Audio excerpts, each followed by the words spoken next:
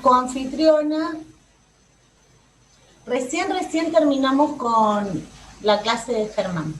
Sí, yo me conecté desde las -5 y tenía solamente a Ané acá que se quedó conmigo y estuvimos charlando, y después tengo algunos amigos y amigas acá, así que estuvimos charlando. Bien. Bueno, Silvana, todo tuyo. ¿Preferís dar las 2 horas de corrido? ¿Preferís cortar? Mira, vamos viendo, seguramente que a lo mejor 10 minutos pueden tomarse para ir a cualquier otra situación que necesiten resolver doméstica, como decimos siempre. Pero sí. Que tenemos podemos dar hasta las 10 minutitos más, podemos dar estos 10 minutos que entramos más tarde. No, a ver, es viernes. Seguro que están todos muy agotados de escuchar cuestiones de quiebras y de concursos, me imagino, porque si estuvo antes Germán, deben estar saturados ya de todo esto. Espero que lo mío les resulte ameno. Yo no voy a robarles más tiempo, porque sería un abuso digamos, los profesores de Derecho a la Insolvencia. No, para nada. Pero sí, a lo mejor en el medio de lo que estemos charlando, decidimos, bueno, un ratito van, vuelven y listo, si así lo prefieren. Y si no, esta clase podría durar 2 horas, 3, 4 o las que sean, porque tengo para lo que sea, pero no es lo que vamos a hacer. Bueno, bienvenida, muchísimas gracias. Muchas gracias. Listo, vamos a ver. Gracias, Karina. Cualquier cosa, vos estate atento si te mando acá un SOS de algo. Listo. Bueno, no sé qué tema estuvieron viendo antes. A ver, ¿alguien me puede contar qué tema estuvieron escuchando?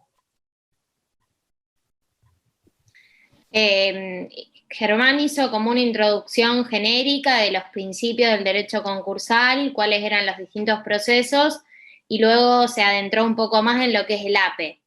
Bien. Bueno, entonces, quería saber eso para más o menos saber cómo enmarcarles lo que yo les voy a estar desarrollando. El tema que vamos a tratar de analizar desde el punto de vista no solo de la ley, sino de la jurisprudencia y de la práctica profesional, es un tema que se vincula con la quiebra. Es un tema que tiene que ver con los efectos de la quiebra en relación al fallido y a otros sujetos que no son fallidos, que son los administradores. Y concretamente, vamos a ver si lo podemos empezar. Yo voy a compartir un PPT para que ustedes me puedan ir siguiendo y que no me vean a mí nada más. De cualquier manera, en algún momento voy yendo y viniendo a este grupo nutrido, como para que lo que necesiten me vayan preguntando, no se queden con dudas ni escuchándome solamente porque se les va a hacer muy aburrido. Así que pretendo que todo lo que quieran me vayan preguntando y lo vamos tratando de comentar. Entonces, el tema que vamos a tratar es la inhabilitación por quiebra. Yo sé que en general ustedes están recibiendo un montón de temas de los cuales no todos pueden profundizar, y además de eso, siendo un pantallazo tan general, debe ser difícil poder captar la esencia de cada cosa. Yo lo voy a tratar de hacer lo más dinámico y lo más didáctico posible, como para que, aún no teniendo contacto con las cuestiones concursales, lo puedan refrescar y entender.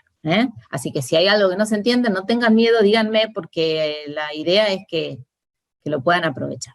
Bueno, entonces, vamos a ver el PPT.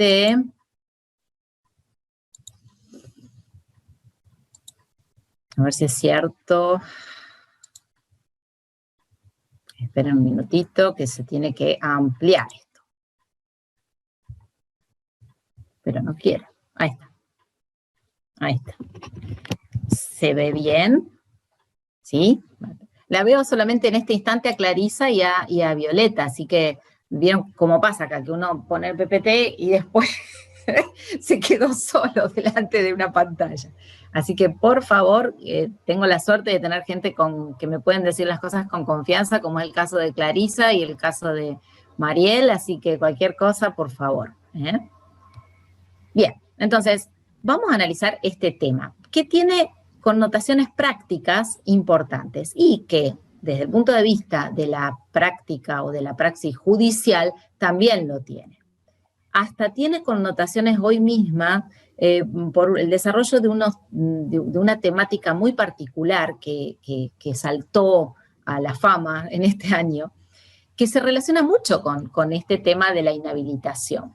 ¿Por qué? Este tema nuevo que yo les estoy contando, que probablemente, le estoy refiriendo, probablemente todavía no está desarrollado tanto en la doctrina, es lo que se conoce como la segunda oportunidad o lo que se llama también la descarga de deudas o la liberación de deudas. Este es un tema que durante todo este año ha sido del ranking de los temas famosos, ¿vieron? De los que a veces uno puede escuchar. Bueno, uno que está en el segundo o tercer lugar. Y se vincula justamente con el tema de la inhabilitación del fallido. Acá vamos a ver la parte más conceptual, más general, y lo que les estoy contando, vamos a ver cómo va el tiempo, si lo podemos desarrollar al final, o de cualquier manera, por lo menos mencionar, como para que después puedan decir, esto se relacionaba con aquello. Bien. Bueno.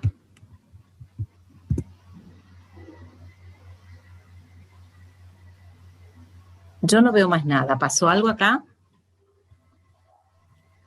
¿Ustedes me escuchan? Sí, claro. Se escucha. Sí, sí. Sí, Silvana, Es raro, se escucha, sí. Es raro que... no, lo que pasa es que perdí yo la Ahí pantalla. está. No, pero perdí yo la pantalla de la computadora. Ese es el problema. Qué raro, como que me quedé sin... Yo sé que tengo un video porque acá lo estoy viendo, pero no me estoy viendo con ustedes. ¿Qué no ves? ¿El PowerPoint? Nada, no veo nada. Sí. Porque eso le pasó ayer a Erika Naguasic, que ella compartió, ¿se acuerdan? Pero no los podía ver a ustedes, que decía que eso era el problema. En realidad que le pasa a todos, pero... Claro, no estoy viendo a nadie directamente y es raro porque es la primera vez que me pasa. ¿No ves a los alumnos o no ves el Power? No veo a nadie y sé que me están viendo porque tengo la cámara... a ver, ¿ustedes me ven si yo saludo? Sí. Bueno, perfecto, Sí. pero yo no veo nada acá, en mi pantalla. Silvana, ¿vos ves tu PowerPoint? No. ¿Ves nada? ¿Qué ves en tu pantalla? Nada, absolutamente nada. Eso, ahí está, ahora sí. Ahora sí. Estas cosas propia de esta nueva... No, pero escúchenme, tengo 8 meses de Zoom y es la primera vez de tanto que he tenido que no. Era raro, una cosa extrañísima. Buah, esperemos que no. Lo voy a dejar así por las dudas, en vez de dejarlo grande con toda la pantalla. ¿Ustedes ven igual así? Sí, tenemos... Bueno, listo. Sí, se Para ve. no, por las dudas, porque yo lo que hice fue ampliarlo y al ampliarlo a lo mejor pasó por ahí. Claro. Bueno, Pues, vamos a ver. Listo. Entonces. No, acá no se ve bien. Ese es el tema. Una cosa extraña esta vez, Voy a volver a intentar. Porque dice que está en pausa la función de compartir pantalla. Voy a dejar de compartir y voy a volver a intentarlo. Disculpen, pero no sé qué pasa, porque la verdad que lo hago todo el tiempo. Bueno, vamos a seguir intentando. Es como que no responde rápidamente. a ver... Si vos lo ampliás, ¿los ves a los chicos? Ahora está. Ahí está. Sí, pero antes me pasó exactamente lo mismo que desapareció todo. Bueno, vamos a seguir. Bueno, entonces, decía que este tema, que es un tema propio de la quiebra, lo tenemos que ubicar dentro de un cuadro general de efectos de la quiebra. Y si ustedes más o menos tienen presente, la quiebra tiene efectos que son patrimoniales y efectos que son personales. Los efectos patrimoniales, fundamentalmente ustedes lo deben recordar, el más importante de todos era el desapoderamiento. Es el desapoderamiento. Y también, como otros efectos, la investigación de los actos que ha realizado el deudor antes de la quiebra. Al mismo tiempo que la quiebra importa también una modificación sustancial de las relaciones jurídicas de que era protagonista ese sujeto que ahora está en quiebra. Eso en cuanto a efectos patrimoniales. Pero la quiebra también implica efectos personales. Algunos de esos efectos se imponen por el proceso mismo, porque se necesitan para el proceso, como es el caso del deber de colaboración que tiene el fallido y otros sujetos, como el deber de residencia, o como la ya bastante arcaica intercepción de la correspondencia, porque ha quedado realmente muy antigua en cuanto a qué se está pudiendo interceptar. Pero además de estos efectos personales que se imponen en relación al proceso, existen otros efectos que tienen que ver con la propia actividad del deudor o con su vida de relación. Y esos efectos, a esos efectos que nos vamos a aludir hoy, son lo que se engloban para nuestra ley de concursos y para otras leyes donde están establecidos como régimen de inhabilitaciones por quiebra. Entonces, ¿por qué decimos régimen de inhabilitaciones y no hablamos solo de la inhabilitación? Porque además de la inhabilitación propiamente dicha, que surge de la ley de concursos y quiebras en esos artículos que están mencionados allí, también está compuesto este régimen por las inhabilidades que surgen de otras leyes. Ahora bien, ¿qué significa esto? Yo en algún momento, hace mucho tiempo, allá por el año 1997 más o menos, hice un estudio que en ese momento no teníamos Google, no teníamos ningún buscador de nada. Hice una investigación en el derecho argentino tratando de encontrar cuáles eran aquellas limitaciones, restricciones que se imponían a un sujeto que estaba en quiebra y que surgían de normas especiales, o sea, no de normas especiales, de normas dispersas en el ordenamiento argentino.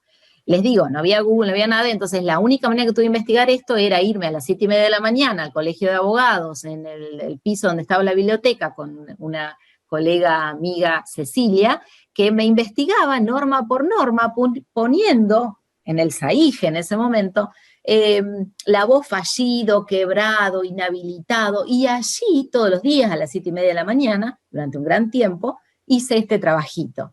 Lástima que Google llegó bastante tiempo después, porque me habría facilitado el tema. En ese momento encontré más de 150 restricciones o limitaciones que se imponen a un sujeto en función de su situación de quiebra, que tienen que ver con la profesión, con el ejercicio de determinados cargos.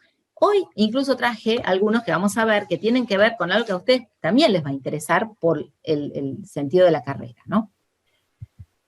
La cuestión que hay que analizar con relación a esas inhabilidades es si están efectivamente vigentes. ¿Por qué?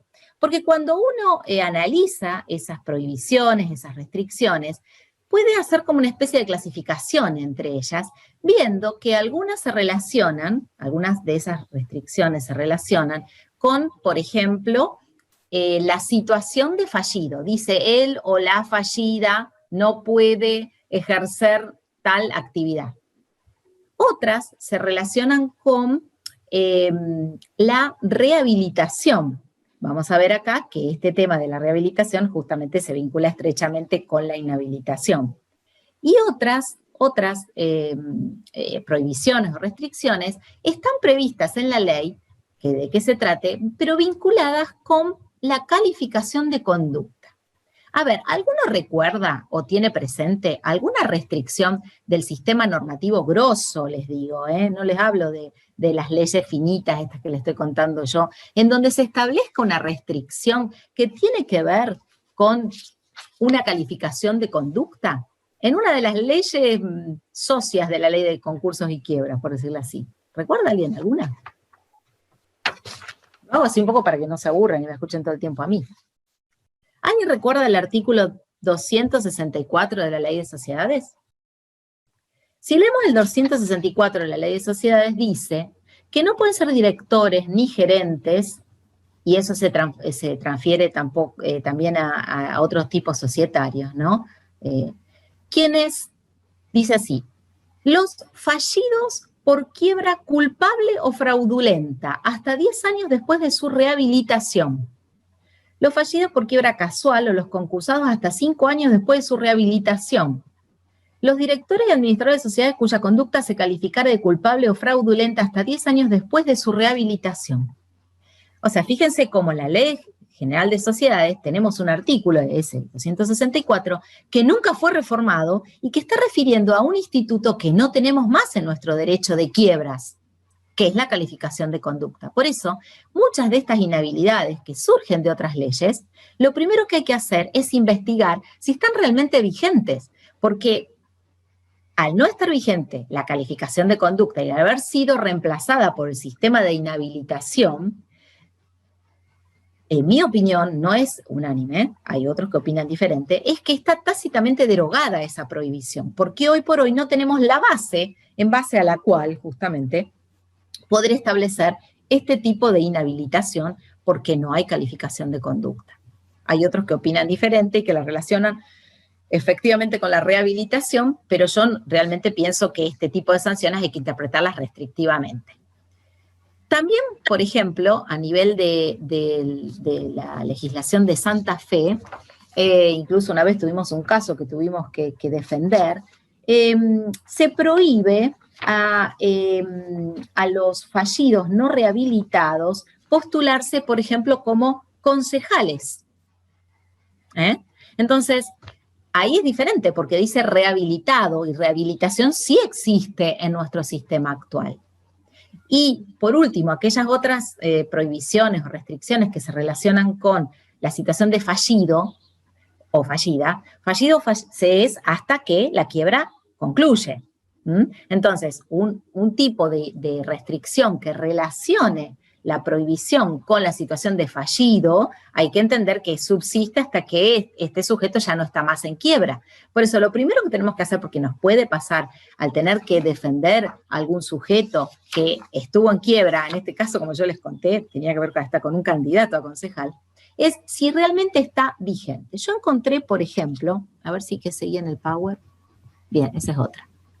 Yo encontré, por ejemplo, que en la ley 10.160, o sea, la ley orgánica de tribunales, del Poder Judicial, el artículo 208 dice que no pueden actuar en el Poder Judicial, entre ellos, punto 3, los concursados mientras no sean rehabilitados.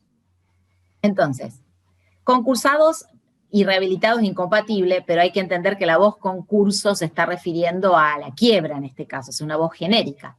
Lo que es claro que dice es mientras no sean rehabilitados, con lo cual vamos a ver que el instituto de la rehabilitación existe en nuestro derecho.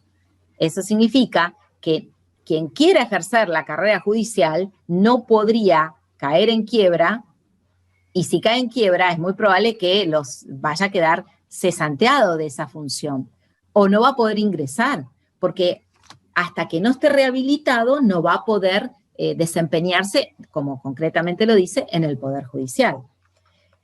Y más allá entonces de esto, de la cuestión de la efectiva vigencia, subsisten muchas normas que imponen este tipo de restricciones.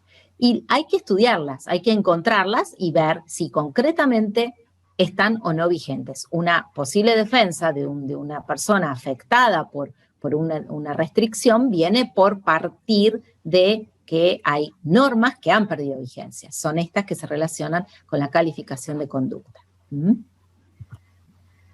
La otra cuestión que hay que estudiar o pensar es, bueno, bárbaro, ¿y cómo se relacionan estas incompatibilidades, estas restricciones, con otro artículo de la Ley de Concursos y Quiebras, que es el artículo 104, que dice que el fallido puede ejercer oficio, arte o profesión?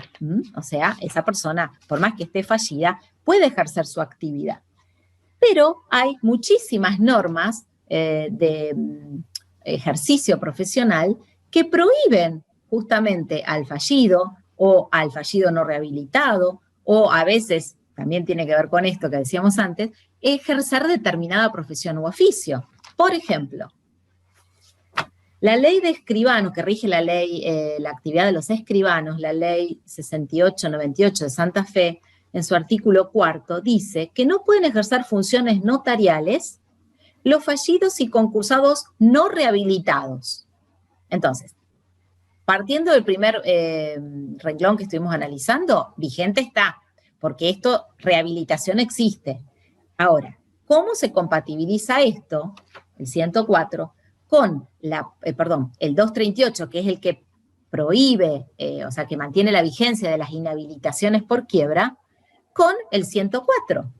El 238, para que ustedes sepan, que es lo que regula la inhabilitación por quiebra, pero ya lo vamos a ver bien, no se preocupen con esto, establece cuáles son los efectos de la inhabilitación. Y dice, además de los efectos previstos en esta ley o en leyes especiales, la ley del escribano es una ley especial. El inhabilitado no puede ejercer el comercio por si interposita persona, esto lo vamos a ahondar enseguida. No puede ser administrador, gerente, bien. Y bueno, ¿cómo se mete el artículo 104 acá? ¿Cómo se mete el artículo que le dice si puede ejercer tareas artesanales, profesionales o en relación de dependencia? Bueno, pueden encontrar diversas interpretaciones. La mía es que las normas que regulan las actividades profesionales o de ese tipo no pueden estar por encima de la ley de quiebras, porque justamente la ley de quiebras es la que regula concretamente cuál es la situación de un sujeto en esa condición frente al ejercicio de una actividad. O sea, yo entiendo que cuando la ley dice, en el 238, además de los efectos previstos en esta ley o en las leyes especiales, salvo en lo atinente al ejercicio de profesión u oficio que rige el 104, el que le permite ejercer actividad, y todo lo demás. ¿Esto qué quiero decir? Que realmente uno puede llegar a encontrar en las interpretaciones una colisión entre la posibilidad de ejercer una profesión y estar fallido. Y a tal punto esto es así, que hoy cuando adelantemos un poquito en el tema, hubo un caso de un escribano fallido, que claro, no podía ejercer la profesión. Y tuvo que hacer algo para poder seguir ejerciéndola. Ya vamos a ver de qué se trata. Bien. Vamos ahora, esas eran las inhabilitaciones que surgen de otras leyes. ¿Alguien me quiere preguntar algo? Vi un micrófono que se deshabilitó, o escuché más que vi. ¿No? Bien.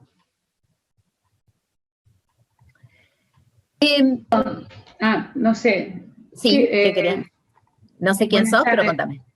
Sí, buenas tardes. No te veo. Silvana. Sí. A ver. Oh, qué raro. No, pero bueno, espera. Laura Baiani te habla. Silvana, ¿cómo estás? Hola, Lauri. Tanto tiempo. Tanto tiempo. Una consulta técnica. ¿Qué pasa con la matrícula del escribano que cae en concurso o quiebra, digamos?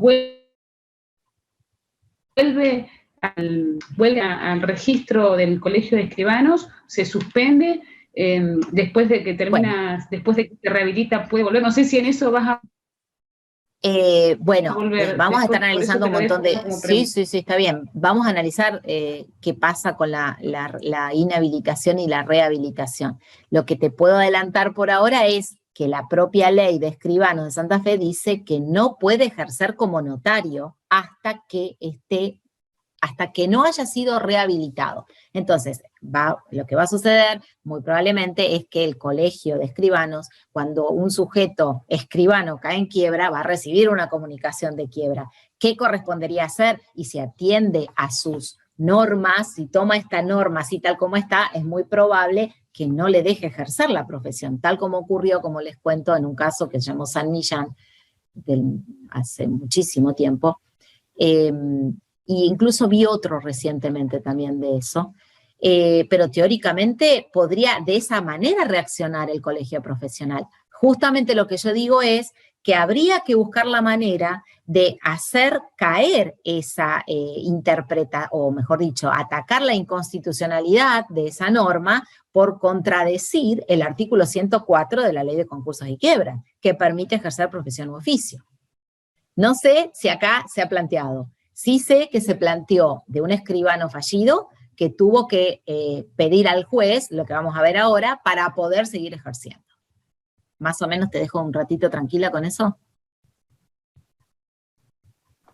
Sí, sí, perfecto, perfecto. Bueno, Gracias. Avanzo, ¿eh? Después me siguen preguntando, no tengo problema porque se hace más lindo, más dinámico. Ok.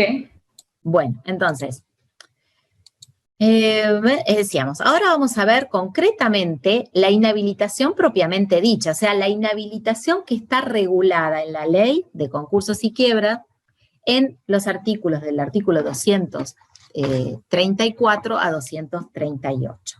¿Qué es la inhabilitación por quiebra? Porque parece algo teórico, algo como que no se sabe, como no lo palpamos tan como el desapoderamiento, se puede ver a través de la incautación de los bienes o lo que tenga que ver con algún otro efecto, como por ejemplo la prohibición de salida del país, que la vemos cuando el inhabilitado quiere ir al exterior, bueno, no se va a preocupar.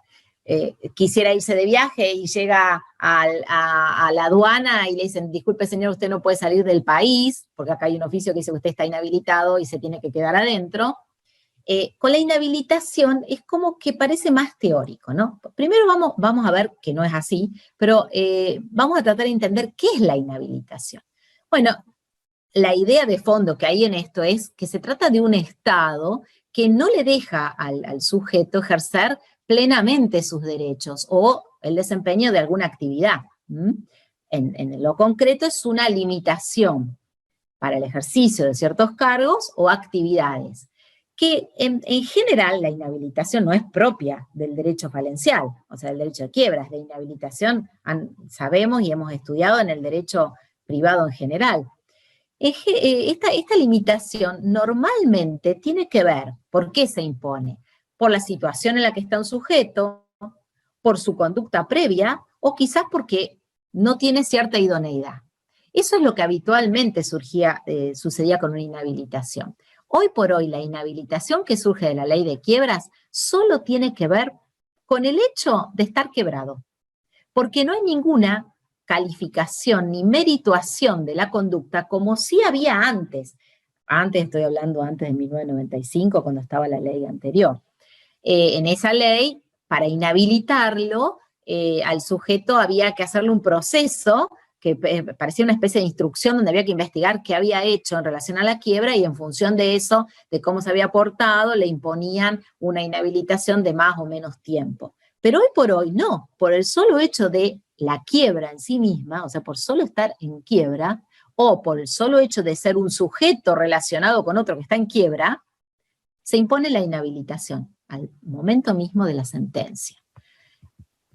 No es una incapacidad porque los actos que pueda realizar este sujeto inhabilitado, a lo mejor violando la prohibición, no afectan al acto en sí mismo, no lo afectan. Por eso no es una incapacidad.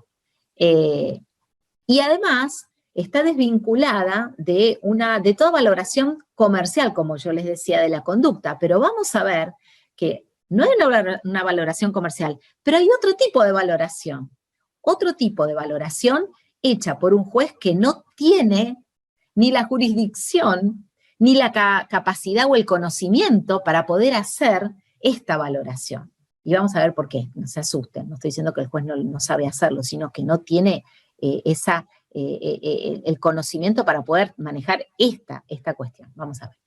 No el juez civil, hablo, civil y comercial sería. Vamos a ver, ¿cuáles son los sujetos a los que se inhabilita? Ahí están citados los artículos de la ley. Bueno, se inhabilita a la persona humana fallida, al fallido, al sujeto que está en quiebra. Pero también se inhabilita a la persona de existencia jurídica ideal fallida. Y además, a los administradores al momento de la quiebra, y además, y por si esto no fuera poco, dirían cuando vendían en los colectivos, a ex administradores que fueron administradores desde el momento en que se instaló en relación al sujeto fallido la cesación de pagos. O sea, hay un amplio espectro de sujetos a los que se va a inhabilitar. Y vamos a ver cómo, cuándo, cuánto dura, cómo es esto. Bueno.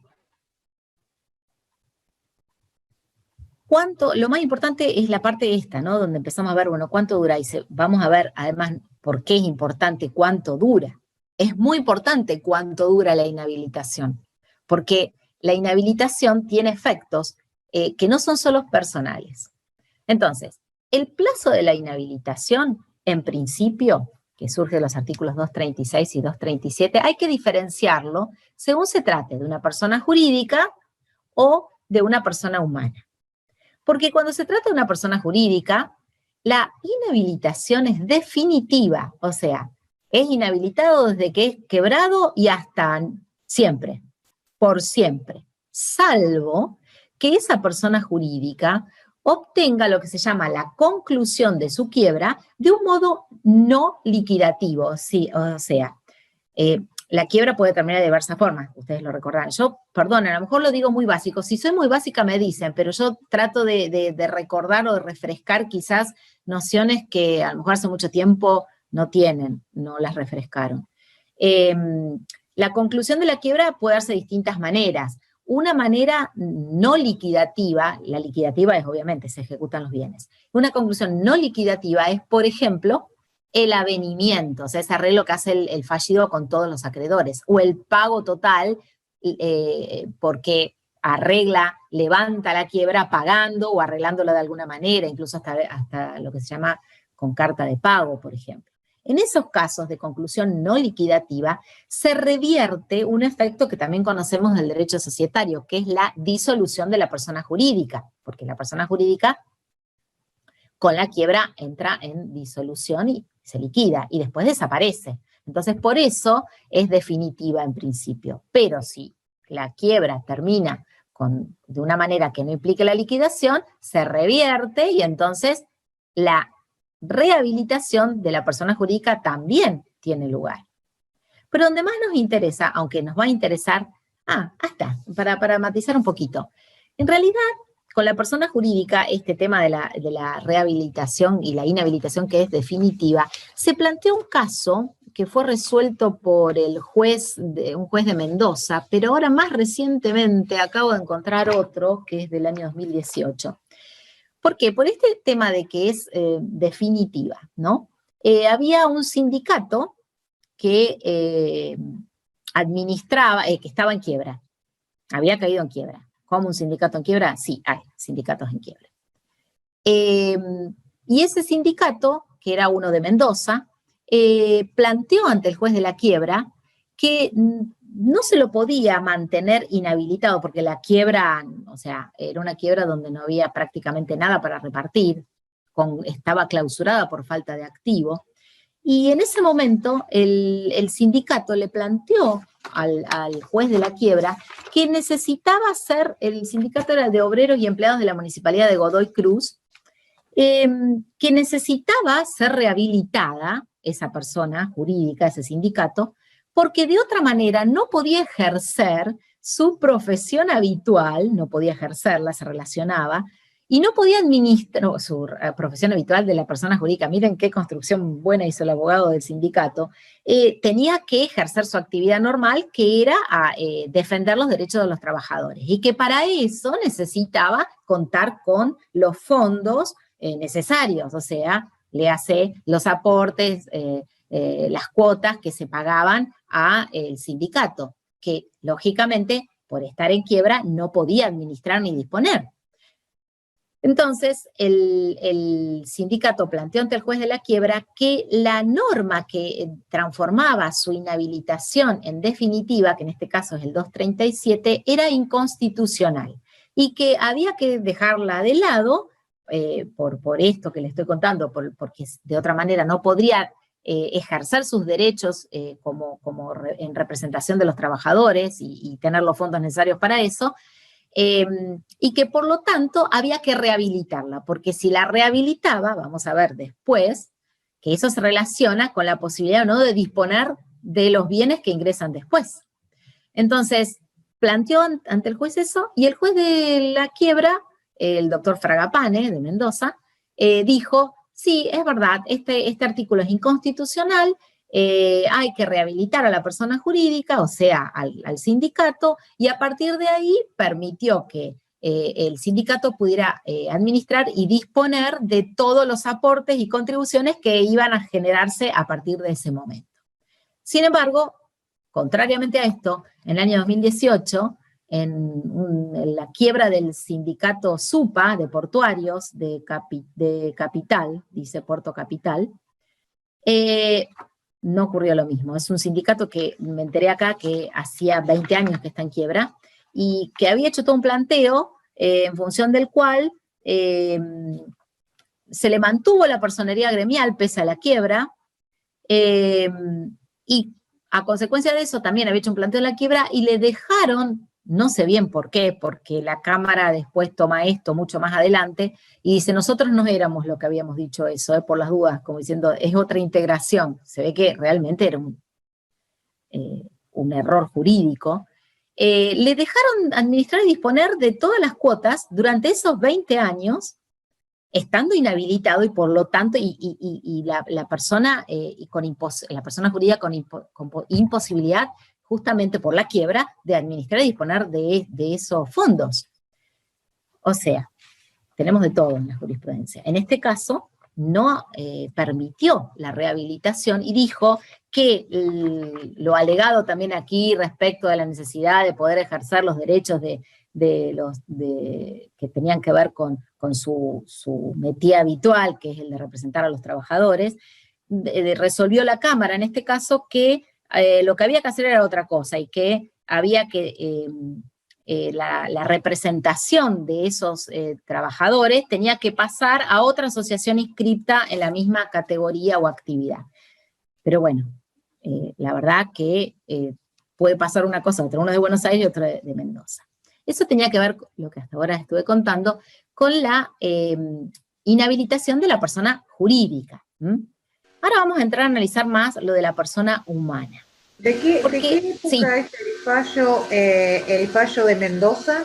El de Mendoza es, mira, del 9 de noviembre del 2006 y está publicado en la ley 2007 a página 45.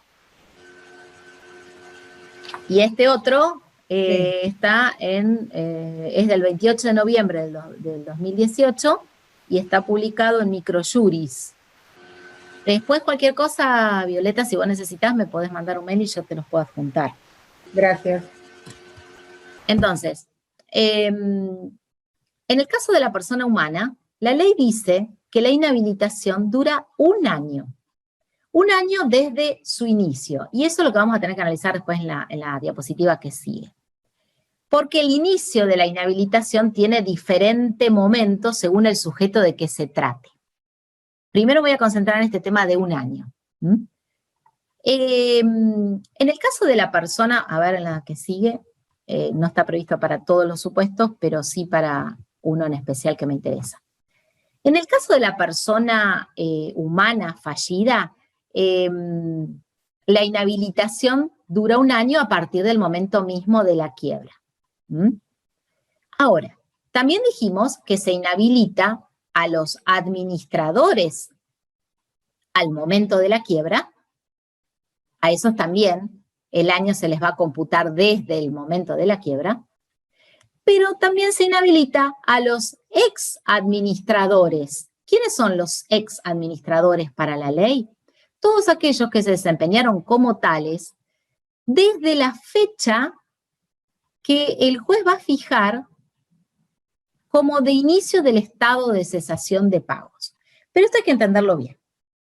¿Por qué? No significa que al administrador se lo va a inhabilitar desde acá porque en ese momento no había quiebra. El juez, dentro de la quiebra, y lo voy a marcar esto porque es importante, porque les voy a contar otro caso muy conocido, muy candente, que sucedió hace poco, que las cosas funcionaron diferentes. El ex administrador, entonces, va a ser afectado por la inhabilitación, pero el año se va a computar a partir de la resolución del juez, que dentro de la quiebra fija la fecha inicial del estado de cesación de pagos. O sea, el juez va a fijar, por un procedimiento que hay dentro de la ley de concursos y quiebras, la fecha inicial del estado de cesación de pagos. Lo va a fijar y va a decir, es esta. Yo cuando muevo el cursor se ve, ¿no? ¿Ustedes me ven cuando yo muevo el cursor? O sea, cuando muevo esto, el dibujito, ¿sí? Bien. Entonces, el juez fija, establece, bueno, la fecha inicial del estado de cesación de pagos es esta. Ahora voy a mirar quiénes son los administradores que estuvieron trabajando en la sociedad, y todos estos van a quedar inhabilitados. ¿A partir de cuándo? Desde aquí. Un año desde aquí. Un año hacia adelante. Si no, no tendría sentido. Sin embargo, miren lo que ocurrió en el caso Oil Combustibles. ¿Les suena? Todos los años tenemos un caso famoso. Primero fue Correo Argentino, después fue Oil Combustibles, este año es Vicentín. Siempre estamos contentos los profesores de concurso y quiebra porque tenemos siempre un caso resonante del que aprendemos un montón de cosas. En este caso de Oil Combustibles, por ejemplo, ¿qué pasó? La quiebra, bueno, ustedes saben que después de un montón de alternativas, de idas y vueltas, y de un concurso tramitado, finalmente Oil Combustibles fue y le dijo al juez, miren, no voy a poder cumplir el acuerdo. Chau. Y el juez le declaró la quiebra el 11 de mayo del 2018. Había muchísimos administradores que ya no eran administradores al momento de la quiebra, pero este sujeto venía atravesando un concurso preventivo. Entonces, en la resolución de quiebra, inhabilitó a una serie de exadministradores, o sea que al momento de la quiebra ya no lo eran como 10 o más, ya no me acuerdo, unos cuantos eran, 1, 2, 3, 4, 5, 6, 7, 8, 8 exadministradores y o apoderados también, porque la ley inhabilita también en esos casos, o no les permite ejercer la administración y apoderamientos. Bueno, la cuestión es que todos esos sujetos aparecieron en la sentencia de quiebra como inhabilitados. Claro, vamos a ver qué graves efectos trae la inhabilitación. La inhabilitación tiene una serie de consecuencias personales importantes, entre ellas que en relación al fallido ya no les importa nada, pero estos sujetos suelen ser muchas veces administradores de otros sujetos que son solventes. Entonces, ¿qué problema? Porque los inhabilitamos en Oil Combustible, pero esta gente, que es gente de negocios, no tiene una sola sociedad en la que participa. Bueno, entonces, plantearon ante el juez de la quiebra que cesara la inhabilitación, y ya vamos a ver si eso es posible en función del tiempo. La cuestión es que en este caso, que se había inhabilitado a esos sujetos, no estábamos con una fecha fijada, firme, de estado inicial del estado de cesación de pagos. O sea, el juez no había fijado ninguna fecha, porque obviamente cuando dispuso quiénes estaban inhabilitados era recién con la quiebra, estábamos aquí. Esto sucede más adelante en el tiempo. Pero el juez dijo, miren, está bien, no está la fecha inicial del estado de cesación de pago porque falta tiempo. Ahora, esta gente viene de un concurso preventivo. Y cuando se presentó en concurso dijo que estaba en estado de cesación de pagos. Así que, por lo tanto, todos estos sujetos que trabajaron antes de la quiebra, pero después del concurso preventivo, no importa, porque es más, yo la fecha, va a decir el juez, esa fecha la voy a fijar antes del concurso.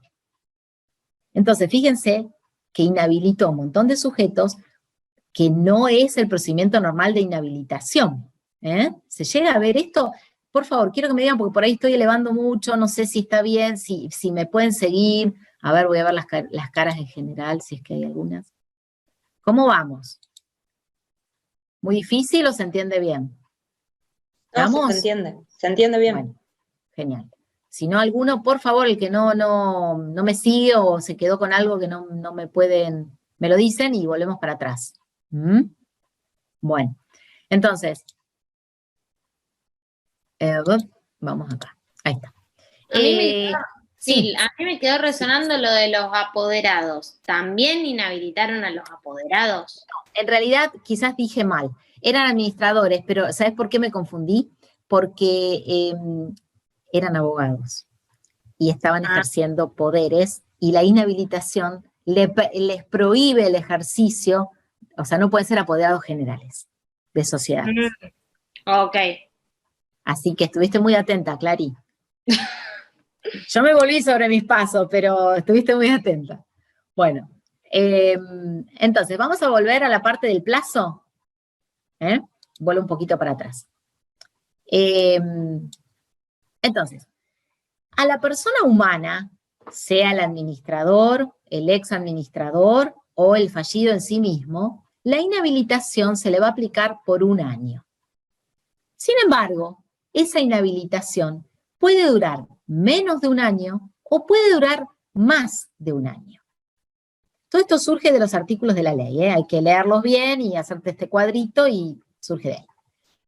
Cuando estamos en una duración menor a 1 año, nos estamos refiriendo a los casos menor a 1 año desde la quiebra o desde el momento en que inicia, que en el caso de los administradores sería, como les dije, después de la fecha inicial, que fue fijada la fecha inicial del estado de sanción de pagos.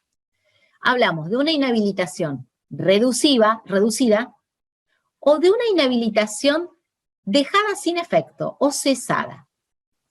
Para que una inhabilitación pueda ser reducida, o sea, durar menos del tiempo que dice la ley, menos de 1 año, o que sea directamente levantada, dejada sin efecto, el sujeto, dice la ley, no debe estar incurso en delito penal.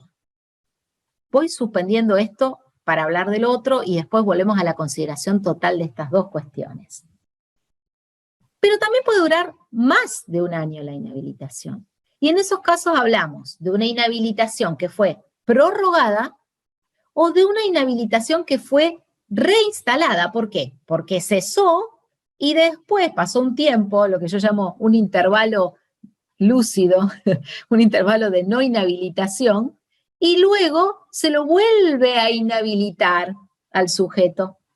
Y eso tiene que ver con el sometimiento a proceso penal del sujeto. En los casos en que se lo somete a proceso penal, la inhabilitación prorrogada tiene una duración mayor a 1 año, que va a tener que ver con las alternativas del proceso penal, ya sea el sobreseimiento o la absolución, hasta ahí, o en caso de condena, hasta el cumplimiento de la accesoria de inhabilitación penal. De allí es que decimos, a ver, acá me dice, que puede durar menos de 1 año, puede ser reducida, dejada sin efecto, si el juez analiza y observa, el juez del concurso, analiza y observa o considera que el inhabilitado no está incurso en delito penal, o puede durar más de 1 año cuando el sujeto fue sometido a proceso penal. Ya vamos a ver todo esto, esto tiene otra diapositiva de un desarrollo más amplio. Pero vemos acá algo, vemos esto que yo decía. La calificación de conducta que existía antes para imponerle a un sujeto la inhabilitación, tenía que ver con una calificación comercial de la conducta, o sea, de cómo se había desempeñado ese sujeto en relación a la quiebra, si se había comportado bien, si en su vinculación, o sea, si la cesación de pagos había sido producto de un fraude, o si fue simplemente culposa, o casual, como podría ser ahora a raíz de la pandemia, por ejemplo. Pero se valoraba esa conducta. Después que se sancionó la ley 24.522, todo el mundo dijo, bueno, al fin se eliminó la calificación de conducta, no tenemos más calificación de conducta, ahora la inhabilitación cesa, no cesa, se impone, no tiene nada que ver con el incidente de calificación. Ahora, todas estas expresiones que están dentro de la ley de concursos y quiebras, ¿no implican una merituación de una conducta desde el punto de vista penal? Encima por un juez que no es juez penal. Tranquilamente podríamos decir que el sistema en general de la inhabilitación es inconstitucional, porque lo obliga al juez a tener que hacer un análisis, al juez del concurso, tener que hacer un análisis anticipado, porque el de sometimiento al proceso penal lo podemos ver más objetivo, ahora lo vamos a analizar, pero de que el juez analice si el señor ese estaba o no incurso en delito penal, es hasta casi como una presunción que tiene que hacer, contraria a derecho, contraria a la presunción de inocencia. Y tiene que hacer toda una valoración sin que haya una resolución concreta en sede penal. Por eso que muchos doctrinarios que la descalifican totalmente al régimen de inhabilitación por quiebra. Fíjense esto del tema de, ahí había puesto cuánto duraba la inhabilitación prorrogada o reinstalada por sometimiento a proceso penal, dura dijimos, hasta el sobreseimiento o absolución firmes, o en el caso de condena, como decía así, hasta el cumplimiento del accesorio de inhabilitación penal. Y esto es lo que nos da la pauta, que en realidad lo que se ha querido hacer es vincular en cierta manera la conducta del fallido y del inhabilitado, no fallido, como el caso del administrador, a la investigación penal, porque me lo está enganchando, fíjense, en el caso de condena, con la inhabilitación penal. Pero ahí empezamos con los problemas. Delito penal. A ver, escucho, ahora sí, así yo puedo tomar un poquito de algo. Delito penal. ¿Qué quiere decir? ¿A qué delito penal? ¿Qué delito penal tendrá que valorar o entrar en la consideración del juez para dejar sin efecto o para achicar, reducir la inhabilitación? A ver, ¿qué opinan? ¿Qué delito? Lo que pasa es que ahí, Silvana, me parece que como principio general, si vos a un juez civil le estás diciendo que tiene que analizar si el fallido está en curso o su conducta está tipificada en un delito penal, vos estás sacando al fallido de sus jueces naturales. Primero, es claramente inconstitucional, seguro.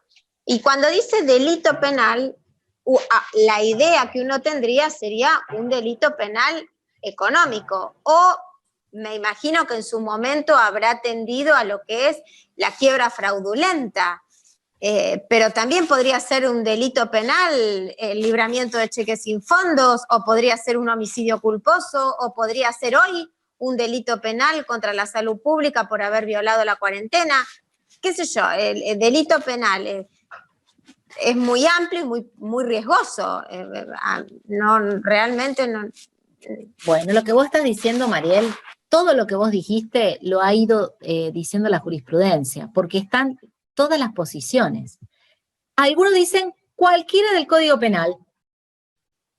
Cualquier delito. Una lesión, atropellaste a un ciclista, te salta en el Registro Nacional de Reincidencia eso, por ejemplo, o el juez tiene conocimiento del hecho por alguna situación, y podría ser.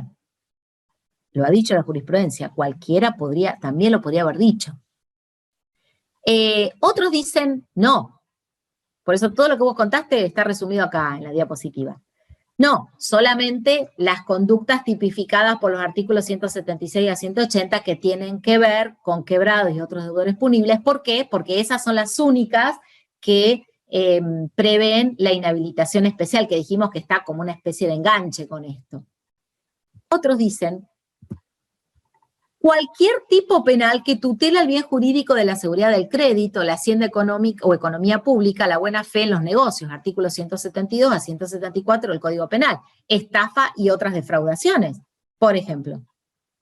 Y otros dicen cualquier delito que involucre conductas susceptibles de generar peligro para el ejercicio del comercio. Ejemplo, libramiento de cheques sin fondo. Vos para mí, Mariel, que me robaste la diapositiva. Vos ves que todo esto es lo que la jurisprudencia ha ido considerando y por lo menos la doctrina. Entonces es amplísimo. Yo siempre cuento, Clary, perdón, lo voy a volver a contar. Vos tenés la mala suerte de haber sido alumna.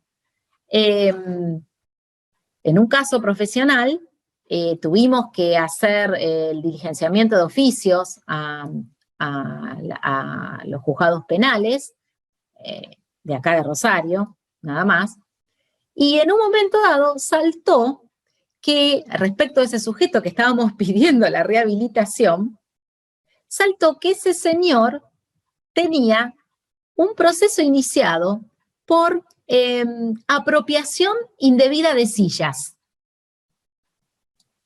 ¿Saben qué había pasado? Sí, ríanse tranquilo, porque era así. No sé si Clarisa, vos lo recordás, bueno, no importa, pero así sucedió. ¿Qué pasó? Bueno, el señor fallido había cumplido años, decidió hacer un festejo en un club, alquiló sillas y mesas, devolvió las mesas, pero no devolvió las sillas, y se las quedó. Y las devolvió más tarde, no sé qué pasó. La cuestión es que le iniciaron un proceso penal porque no había devuelto las sillas. Y ese antecedente penal saltó y yo tuve, les juro, que defender ante el juez del concurso que eso no era un delito penal a ser tenido en cuenta a los fines de la valoración de la posibilidad de rehabilitarlo o no. Y otra vez pasó con un delito de lesiones. Tuvimos que argumentar de todas maneras. Entonces, esto da lugar a que pueda suceder en la práctica, no es, digamos, algo teórico. Bien, veamos, sigamos. Pero lo que vos estás diciendo acá es una cuestión de prejudicialidad, o sea, aun cuando advierta la existencia de una lesión porque hubiera un accidente de tránsito en el que no haya habido una denuncia penal, el juez ¿o es una cuestión no es el caso. No, penal. No. Tiene que haber prejuicio, tiene que haber algo penal. Sí. Esto que yo te estoy contando. Tiene que librarse oficio de reincidencia, por ejemplo. Exacto, siempre. Está bien. Siempre.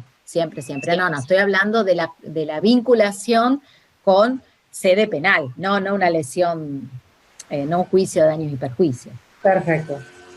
Bien, perdón si no lo dije claramente. Bueno, y ahora, peor todavía, dijimos que para que la inhabilitación se prorrogue o para que pueda ser reinstalada, o sea, va a suceder eso cuando el sujeto sea sometido a proceso penal. Y ahí empiezan otra vez los problemas. Cuando se considera, y acá seguramente habrá alguno que tenga experiencia en lo penal, cuando se considera que un sujeto está sometido a proceso penal. Para ustedes. Cuando está imputado, por lo menos. ¿Otra opinión? Desde la elevación a juicio. Ajá. ¿Otra opinión hay? Cuando lo procesan. Ajá. ¿Hay alguna otra más? Si no, no completo la diapositiva. Sometimiento a proceso penal quiere decir que hay una imputación. Después, bueno, eso ahí empieza el sometimiento a un proceso penal. O sea que no es lo mismo sometimiento a proceso penal que inicio de un proceso penal. Y no, la denuncia... No es lo mismo, no. La denuncia es un inicio de un proceso penal, pero un sujeto no está sometido hasta que no está procesado. Imputado, perdón. ¿Alguien tiene alguna otra opinión? Bueno, les voy contando. Esto depende de cada sistema procesal penal de la jurisdicción de que se trate. Algunos han sostenido, y van a decir, están locos, que basta la denuncia penal, con eso ya está. No me lo invento. En un caso, se llamaba Palero ese caso, hace mucho tiempo, la quiebra tenía años y años y años, el síndico denunció al fallido porque había hecho retención indebida de aportes de la Seguridad Social. Hizo esa denuncia. Ya empecemos a observar si eso tendría o no algún tipo de relación o no con la quiebra, pero bueno, hizo esa denuncia y la hizo incluso hasta después de la quiebra. La cuestión es que con esa denuncia fue y le dijo al juez, señor juez, como está denunciado, hay que reinstalar la inhabilitación que ya había cesado, y como consecuencia de eso, no les digo el resto del cuentito porque me adelanto mucho al resto de la clase y no les quiero decir, toda una serie de consecuencias, porque tenía ya sometimiento a proceso penal. En ese caso, aunque ustedes no lo crean, hicieron lugar a lo que el síndico pidió. Obviamente es una barbaridad, porque entonces bastaría con que cualquier ciudadano le haga una denuncia, y si encima la valoración penal de qué delito es hasta el de posible apropiación indebida de silla, como vimos hasta recién, bastaría con hacer una denuncia penal a un sujeto para que automáticamente se lo considere sometido a proceso penal. A mí me parece que es un despropósito, pero les cuento que en la jurisprudencia alguna vez sucedió. Otros dicen que es el requerimiento de instrucción, o sea, lo que llaman acá en Santa Fe IPP, ¿está bien? Miren que yo de penal no sé nada, ni siquiera de fútbol, que es un penal cuando se cobra, así que algunos dicen que es con eso recién. Otros dicen, como también dijeron aquí, que es con el llamado indagatoria, que nuestro sistema equivaldría, según me han enseñado, a la audiencia imputativa, porque es recién ahí donde, esto una vez me lo explicó el doctor Herbeta, cuando todavía no estaba el sistema nuevo, y me dijo que recién ahí podía considerarse, algo parecido a lo que dijiste vos, Mariel, que el sujeto, que hay dirección subjetiva de la acción, o sea que podemos realmente decir, hay persecución penal personalizada, por decirlo de una manera. Entonces que recién ahí podríamos considerarlo sometido a proceso penal. Pero aún más otros, una opinión lo dijo por aquí, no sé si fue Tomás o quién fue, con el auto de procesamiento o lo que sería ahora la elevación a juicio. ¿Alguien lo dijo? ¿Quién fue? ¿Nos dijo alguien en la elevación a juicio? Me pareció escuchar. Yo. ¿Quién es yo? Porque no te veo, porque tengo... Leandro. Leandro. Bárbaro, Leandro. Ahora, ¿y qué importa todo esto? ¿Por qué tanto lío con esto? Uy, hay lío por muchas razones. Porque en función de qué momento lo consideremos sometido a proceso penal, si antes o después en el tiempo, vamos a tener un efecto muy importante vinculado a la inhabilitación, que es el desapoderamiento de los bienes futuros. Poco a poco lo voy a ir aclarando. Entonces, es muy importante saber qué opinión tenemos o qué opinión puede tener un juez en torno a este tema. Fíjense, que también tiene que ver con una cuestión penal. Otra situación que es para mí también absolutamente inconstitucional. La ley dice, en el artículo 233, que cuando una quiebra se clausura por falta de activo, es decir, cuando no hay bienes para pagar cuanto menos los gastos de la quiebra, ahí se clausura por falta de activo. No hay nada, o lo que hay no alcanza ni para pagar los honorarios en general, por llamarlo de una forma. La ley dice, eso constituye presunción de fraude e impone la necesidad de la comunicación a la justicia penal.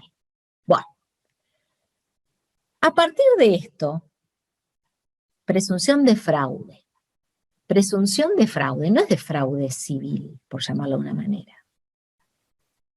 Porque si la ley dice hay que comunicarlo a justicia penal, lo que está diciendo que es un fraude penal. Si no, no me lo comunicaría a justicia penal, ¿cierto? ¿Puede un juez civil, general, digo civil para que no hagamos tanta civil y comercial o lo que fuera, presumir un delito? ¿Y puede un juez presumir un delito y encima prorrogarle la inhabilitación al fallido si no tiene concretamente el sometimiento a proceso penal? Bueno, les cuento, lamentablemente es la opinión del doctor Ruiz León, no es la solución de la jurisprudencia de Buenos Aires. Sí ha sido en cierta manera la solución de la jurisprudencia en Rosario, hemos tenido que pelear esta situación.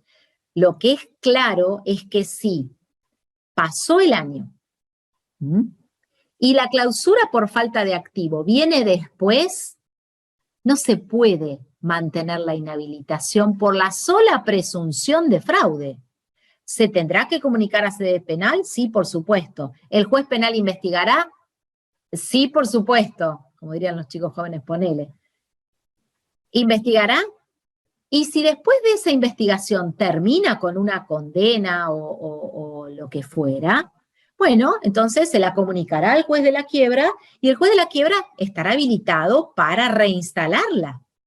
Pero si al año de la quiebra, que es cuando cesa la inhabilitación, no hay clausura por falta de activo, es incorrecto y hasta inconstitucional y hasta, o sea, ¿cómo puede un juez imagínense cuál es la situación, podría ser la de doña Rosa, la peluquera, la que cayó en quiebra, que lo único que tenía para que le liquidaran era el secador de pelo y la planchita, por decir algo. Y eso, porque cayó en quiebra por su sobreendeudamiento, que es todo lo que está en boga hoy, vamos a presumir que era fraude. Bueno, sinceramente no sé en este preciso momento cómo está funcionando esto en los tribunales de Rosario, si no están permitiendo el cese de la inhabilitación cuando hay clausura por falta de activo o lo están, o sea, si lo permiten o no. Sinceramente le perdí un poco el rastro a la jurisprudencia de Rosario, no sé si alguno tuvo una experiencia, lo sabe. ¿Cómo puede presumir un fraude con la presunción de inocencia? Y bueno, viste, si la ley te lo autoriza, te dice así en el 233, exactamente, viste, o sea, Pero si sos juez, me imagino... ¿No tiene categoría superior a lo que diga el 233? Yo creo que sí, pero no puedo no decir que Ruilión en el comentario del 233 expresamente dice lo contrario, y que nos ha pasado en la práctica. La ley dice... Así, la clausura del procedimiento por falta de activo importa presunción de fraude. Está mal. Esto no es correcto. No es correcto desde el punto de vista de los derechos de las personas. Y sobre todo, las personas que están involucradas normalmente en estos procesos de clausura por falta de activo. En los procesos de clausura por falta de activo, si son personas jurídicas, a nadie le importa, ya está. Dejaron de existir, pero habitualmente son personas humanas y normalmente las que están vinculadas a las quiebras que se clausuran por falta de activos son consumidores sobreendeudados. Entonces, impedirle la rehabilitación a este tipo de sujetos por la presunción de fraude es realmente violatoria de la Constitución y yo te podría citar tratados internacionales también. Pero bueno, dura lex, sed lex, dicen, ¿no? O sea, está en la ley. Hay que cambiar la ley. Hasta ahora no la cambiamos. Por eso yo afirmo, sostengo, y lo he hecho en todos los congresos y todas las ponencias y todos los lados donde lo he podido escribir, lo hice, que no impide el cese de la inhabilitación con plazo cumplido. ¿Comprenden esto? O sea, si la inhabilitación ya pasó un año y hay que clausurar después por falta de activo, no me pueden prorrogar la inhabilitación. En todo caso, podrán reinstalarla cuando el juez de la quiebra tenga la comunicación del juez penal que le dice, mire, que lo sometí a proceso penal, después de que investigó. Ahora, ¿saben ustedes? ¿Tienen idea el índice de investigación que hay de esto? Yo no, pero sí sé que no existe investigación de esto. ¿Alguien tiene alguna experiencia profesional que hayan investigado cuando mandan este tipo de proceso, digamos, las actuaciones de un proceso de quiebra por una presunción de fraude que se hayan investigado? Un caso que yo conocí, tuvo que ir el propio fallido a poner la cabeza pidiendo que por favor le cerraran el expediente de alguna forma porque el juez de la quiebra no le levantaba la inhabilitación. La propia víctima, por decirlo así, de la investigación penal, tenía que ir a decir, acá estoy, por favor investíguenme, a ver si puedo levantar la inhabilitación. Bueno, muchas cosas feas tiene esta inhabilitación. Y ahora empezamos con otra parte sustanciosa. Y es cuándo cesa la inhabilitación, porque estuvimos viendo cuándo comienza, cuánto dura, ahora vamos a ver cuándo termina. En algún momento todo llega a su fin. Al cese de la inhabilitación también se lo conoce como rehabilitación. Es lo mismo, solo que la ley cambió la terminología y en realidad prácticamente no refiere a rehabilitación, solamente en algún artículo. Normalmente se conoce a la rehabilitación como el cese de la inhabilitación, pero es lo mismo. ¿Cuándo tiene lugar? Bueno, la ley dice que sucede de pleno derecho. ¿Qué significa de pleno derecho? Los escucho, ¿no?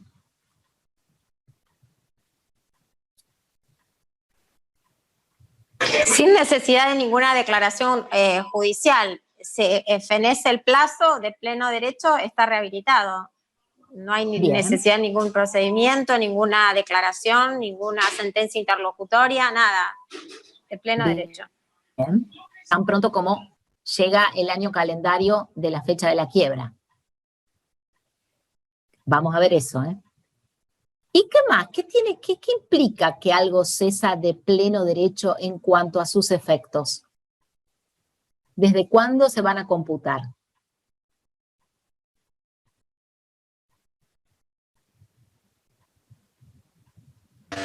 Desde el día del vencimiento del plazo. Exactamente. Exactamente. Desde el día del vencimiento del plazo. Aunque esa resolución haya sido dictada fuera de tiempo. Fuera de tiempo. Fíjense lo que fue diciendo la jurisprudencia. De pleno derecho significa que por el solo transcurso del tiempo, tal como dijiste, creo, Mariel, ¿no? Después, sin necesidad de resolución. Nadie lo tiene que decir.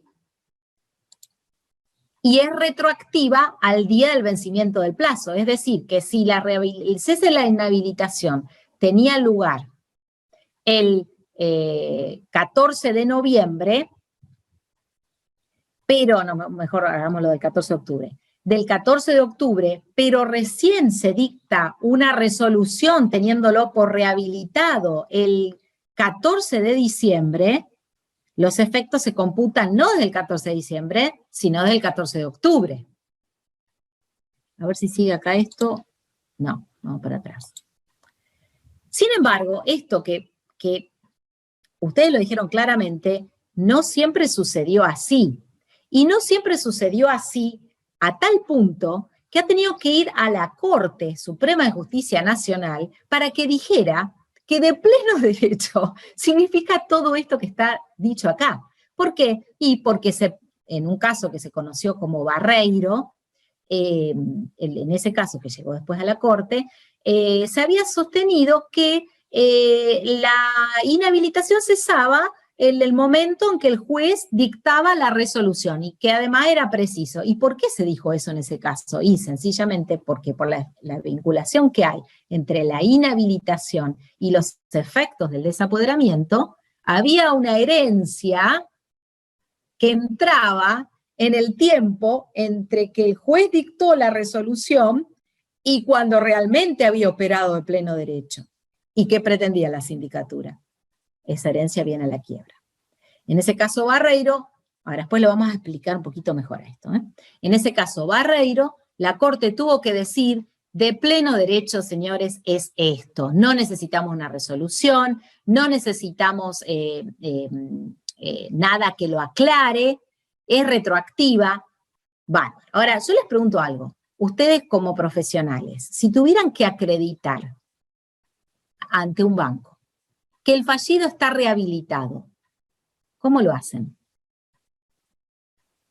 Vas a tener que ir al juzgado y pedir que una sentencia que digan que está rehabilitado, porque el banco no te va a decir que, no te va a aceptar que le traigas el almanaque con la fecha del inicio de la inhabilitación, transcurrió un año y que cuenten para tenerlo por rehabilitado. Creo. Bueno, si uno tuviera una gran capacidad de seducción del gerente del banco y le llevara la sentencia de quiebra y le diga, mira, acá dice que la quiebra era del 14 de octubre de 2019 y te muestro, la ley dice que la persona humana está inhabilitada un año, o sea, debiera funcionar así. Sí, pero no. Sin embargo, funciona. pasa lo mismo que con... A ver, ¿cómo acreditan ustedes el estado de casado, de divorciado o de, no sé, cualquier otro estado? tienen que tener algo que les pueda acreditar eso, ¿cierto? Porque si no, es muy difícil mostrar el cese de un estado.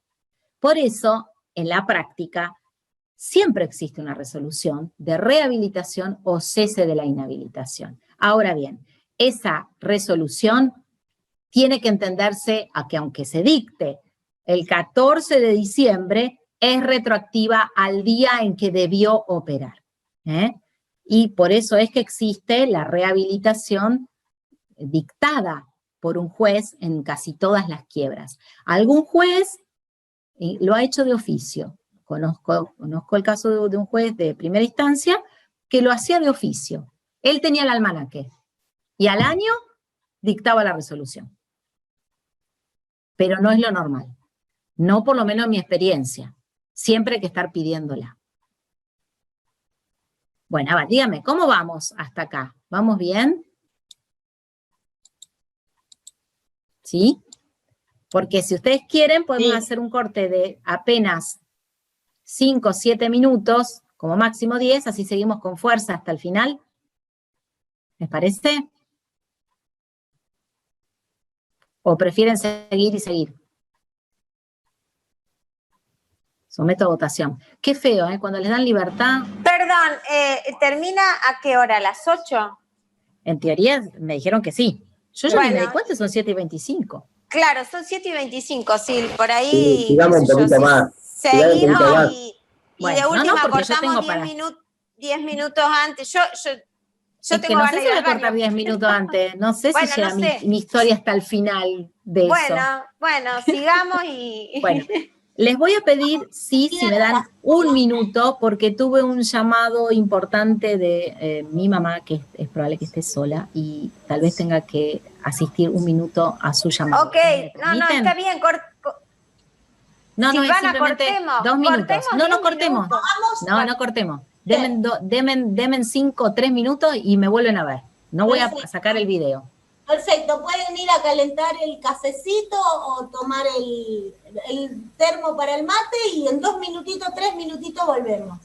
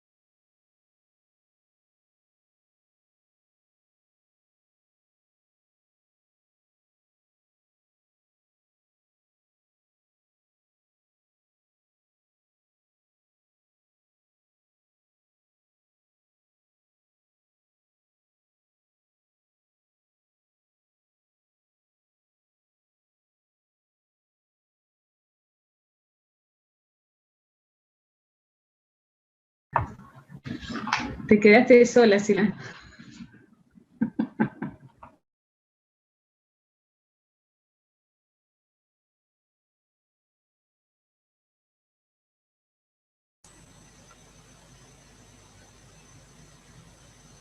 Algunos están ahí detrás de las cámaras.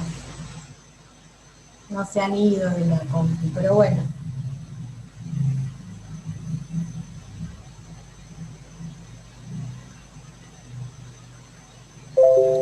Ahí está. Sí, lo más gracioso fue que yo estaba preocupada por mi mamá y en realidad ella llamaba por teléfono porque estaba preocupada por mí. Así que bueno, vieron, pasa así. Porque yo no estaba bien hoy y no me sentía bien, entonces se preocupó por mí y me llamó. Yo la llamaba a ella porque estaba preocupada por ella. ¿Qué va a hacer? Entonces, muchas gracias por el esfuerzo. No, a mí dar clase me quita todos los dolores, me da toda la energía, me pone bien, así que me hace bien. No es esfuerzo. Me gustaría saber cómo vamos, a ver, mientras van llegando por ahí alguno que con Muy justa razón. didáctica, muy clara. Se entiende, porque, perdón, a ver, Sí. por ahí tengo gente que necesita, no sé, porque a mí Karina me contaba que por ahí como tienen tantos temas que van desarrollando, es mucho lío para ir llevando un hilo, ¿no? De todas estas cosas, así que bueno. Bueno, pero lo quise hacer ameno con la jurisprudencia y con todo eso porque es lo que nos va matizando, ¿no? Sí, muy claro y muy práctico. Justamente eso es lo que sirve en esta carrera. Así que muchas gracias. En general en todas, Karina, viste, es así. Hoy por hoy hay una exigencia muy grande de saber hacer más que de saber. Sí. Por eso es muy importante la jurisprudencia. A mí me parece que, aparte de la jurisprudencia, uno aprende todo eso que no te dicen los libros, obviamente. Sí, tal cual. Bueno, vamos a seguir compartiendo. Creo que más o menos podemos seguir. Los que se fueron a calentar, me parece que alguno todavía no volvió.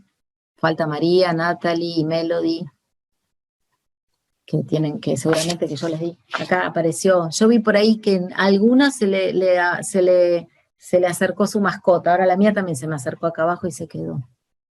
A Natalie me parece que la vi que tenía su mascota. Yo Natalie, también tengo mi mascotita. Ah, sí, acá. están todos Sí, tenemos están nuestras todos con mascotas. Todos tenemos las mascotas cerca. Y bueno, ¿qué va a hacer? Los hijos rondando. ¿Vos decís esos son mascotas? Los tuyos, no, mascotas suyos. Los tuyos ya no te rondan, Silvana, vos tenés suerte, claro. Más o menos. Bueno, ¿y tu mamá cómo que todo bien? ¿Estaba bien? Bueno, después te cuento. Va. Vamos a seguir compartiendo pantalla. A ver, estamos en esto.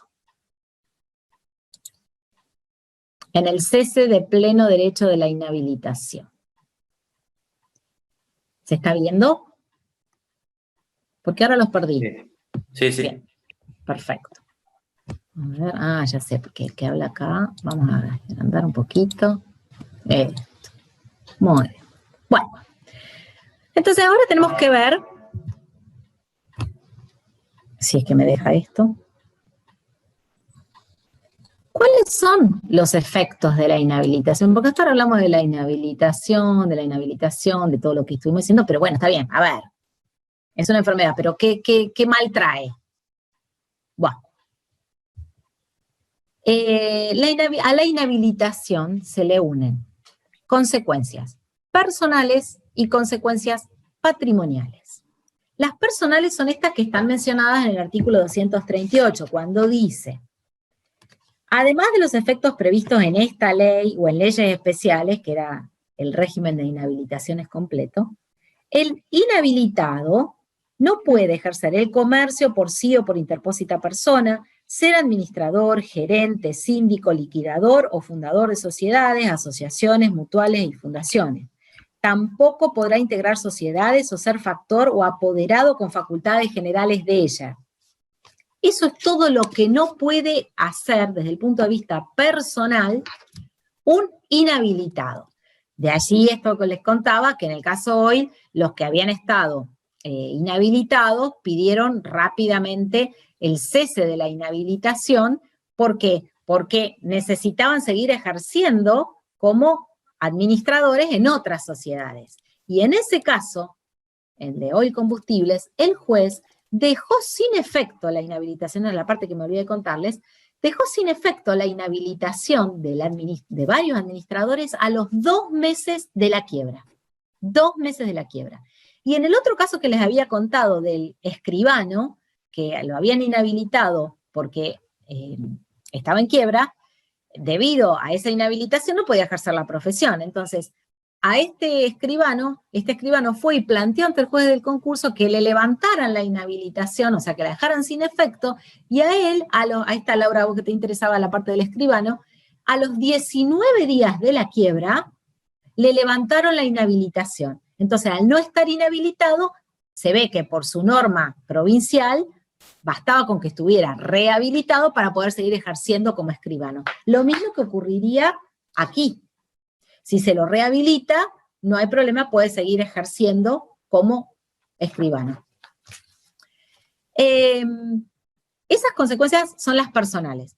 Pero además, y acá viene el grave efecto para el fallido, o sea, para la persona humana fallida. La jurídica la dejamos un poco de lado porque cuando está la quiebra se extingue su personalidad y bueno, acá es lo más importante, la persona humana. Tiene consecuencias patrimoniales. ¿Cuáles son? Determina, está en el artículo 107, determina cuánto tiempo hacia adelante se van a agregar bienes a la quiebra.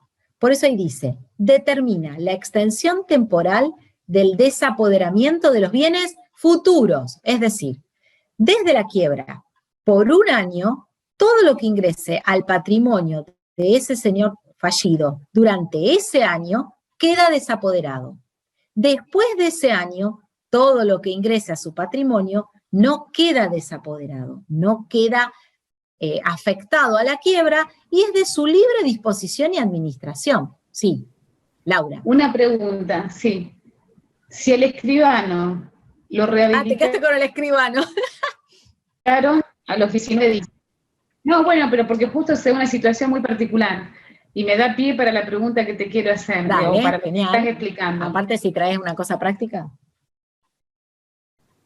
El escribano es rehabilitado a los 19 días, ¿está? Todo lo que el escribano produzca o ingrese dentro de su patrimonio queda fuera de la quiebra. El año posterior queda fuera. Exactamente, sí. Pero espera, que hay algo peor, como si esto fuera poco, hay algo más que se relaciona con el último efecto que tenemos que ver de la inhabilitación. Sí, escucha bien, Laura. Al quedar rehabilitado a los 19 días, todo lo que ingrese, o sea, a partir del día 20, si cobra una escritura $1.000.000, el $1.000.000 no va a la quiebra, porque ingresa después de la rehabilitación. Ojo, que si hubiera firmado una escritura antes de la quiebra o los primeros 18 días, lo hubiera firmado y tenía derecho a cobrar $1.000.000, ese sí queda dentro de la quiebra. ¿Comprendés la diferencia? Yo eso lo entiendo bueno. Perfectamente. Lo que pasa es que la ley dice que tiene que estar un año. Sí, pero también la ley dice que puede. La ley? También dice que puede ser rehabilitado, cesada, prorrogada. Sí, está bien. O sea que es un plazo. ¿El año? No básico, digamos, un plazo ordinatorio. Si lo rehabilitan. No, es un plazo básico. Es un plazo, bueno, digamos, básico. Si te lo que puede ser alterado. Claro, viste que yo en el cuadro ponía, puede ser. Está bien, puede sí, hay un montón de menos cosas. de un año o más de un año, ¿viste? Por eso, pero si a los 19, 20 días te rehabilitan y el escribano firma firma un country, no vuelve, todo ese dinero que él cobra de honorarios no va a la quiebra. Sí, pero que todavía ahí no queda la cosa. Espera que si te estás enojando te vas a enojar más con todo lo que voy a decir después. No, me parece... Pero para... No, pero te lo digo en broma. No, por tu tono de voz. Tu tono de voz como así como enojada de ¿cómo? Eso, bueno. Sigo. Discúlpame, para que no vaya a la quiebra, ¿tengo que obtener la declaración de inconstitucionalidad del artículo o tengo directamente que invocar a aquel que dice que puedo ejercer el arte, profesión y todo lo demás? A ver, en el caso de... No, primero que en el caso, por ejemplo, de la ley acá, yo simplemente iría a pedir el cese de la inhabilitación y le demostraría al juez que no hay ninguna posibilidad de que presuman un delito en relación a mí y que además no estoy sometido a proceso penal. Y les cuento algo, porque viene justo para introducirlo en este momento. Deben haber escuchado que está dando vuelta un proyecto de ley que pasa de diputados a Senado, de Senado a diputados, y que en cada paso que da le van cambiando un poco las cuestiones. Pero en ese proyecto, que hasta ahora no se sanciona, de reforma de la ley de concursos y quiebra, fundamentalmente transitorio, en un artículo, el artículo 4, no lo tengo acá, en el artículo 4 de ese proyecto dice que el juez, cuando se trata de personas humanas, que está pensando habitualmente en todos los sujetos que van a quedar en el tendal de incumplimiento con toda esta pandemia, que el juez tiene que hacer todo lo posible para, digamos, agilizar lo que tenga que ver con la rehabilitación. Concretamente lo dice. Fíjense, ese artículo 4, léanlo después y van a ver que insta el propio proyecto, si se convierte en ley, creo que no se va a convertir en ley porque ya estamos con esto desde antes de mitad de año y no logramos que se sancione, dice que el juez tiene que buscar por todos los medios de volverlo a la vida, por llamarlo de una forma. Y se está interpretando que lo que concretamente está diciendo ese proyecto es que hay que tratar de dejar la inhabilitación sin efecto al día 0, si es posible. Así que, Laura, te vas a preocupar más si se sanciona el proyecto. Bueno, entonces. Y me parece que tiene cierta lógica porque la gente tiene que seguir viviendo. Exactamente. De las circunstancias del caso, te quiero decir, ¿no? Sí. Por eso, ojalá tenga tiempo de desarrollar el tema del escribano, porque hay gente que fue mal. No, claro, hay gente, muchísima gente. Ya está, chau. No. Quiero decir, porque va a venir, les voy a tener que dejar prometida una clase para otro momento para desarrollar. No, los puedo invitar a alguna otra jornada, pero bueno, a ver. Entonces, así como la inhabilitación, que mostré antes, tiene consecuencias y consecuencias patrimoniales, el cese de la inhabilitación o rehabilitación, es lo mismo, también tiene consecuencias de índole personal y de índole patrimonial. En cuanto a las de índole personal, bueno, si cesa la inhabilitación, no es más inhabilitado, por lo tanto, todos esos efectos personales que estaban previstos en el artículo 238 cesan. Puede volver a administrar, puede volver a ser socio de sociedades, puede volver a hacer todo lo que el 238 dice que un inhabilitado no puede hacer. Al mismo tiempo, si no hubiera cesado antes, también cesa la interdicción de salida del país, porque hay muchas veces que no se dispone expresamente eso, y se dispone solo la rehabilitación. Entonces uno se pregunta, ¿y tengo que ir a decirle al juez que me diga que ya puedo salir libremente? No, basta con la resolución de rehabilitación. Eso ya también está resuelto a nivel jurisprudencial. Y también van a cesar en principio todas aquellas consecuencias personales que surgen de leyes especiales siempre y cuando estén asociadas a la rehabilitación. Porque si habíamos dicho que estaba asociada a la conclusión de la quiebra, la inhabilitación no es la conclusión, el cese de la inhabilitación no es la conclusión de la quiebra. O sea, podría subsistir una inhabilitación de una ley especial porque está asociada a la conclusión de la quiebra. Pero otras no. La del escribano, por ejemplo, no. La de la ley del Poder Judicial, que dice que no puede actuar en el Poder Judicial, tampoco. Basta que sea rehabilitado. Si es rehabilitado, artículo 208, no tendrá imposibilidad de actuar en el Poder Judicial, aunque sea fallido. Aunque sea fallido, basta que sea rehabilitado. Y acá viene la parte más interesante. ¿Cuáles son las consecuencias de índole patrimonial asociadas a la rehabilitación? Bueno, se lo rehabilita el sujeto al año. Vamos a partir del año. Después vamos a analizar las otras situaciones. Cesa el desapoderamiento de los bienes post-rehabilitación. O sea, todos los bienes que adquiera el fallido después del año, o sea, después del momento de la rehabilitación de pleno derecho, no son desapoderados para la quiebra y son de su libre administración y disposición. Vamos a ver cómo se relaciona esto con otro de los efectos que estamos por ver. Ojo que siempre lo aclaramos, los que adquiera después de la quiebra, los que ya estaban para ser liquidados en la quiebra, obviamente que no. Los que ya estaban en el patrimonio, no cesa el desapoderamiento de esos bienes, siguen desapoderados para ser liquidados. Con lo cual, esa es una pregunta que a veces hacemos en los exámenes, ¿cuándo termina el desapoderamiento realmente? El desapoderamiento de una quiebra realmente termina con la conclusión de la quiebra. Lo que termina al año es el desapoderamiento de los que podemos llamar los bienes futuros. ¿Qué pasa? Miren esta preguntita. ¿Qué pasa si al fallido que había sido rehabilitado se lo vuelve a inhabilitar porque fue sometido a proceso penal.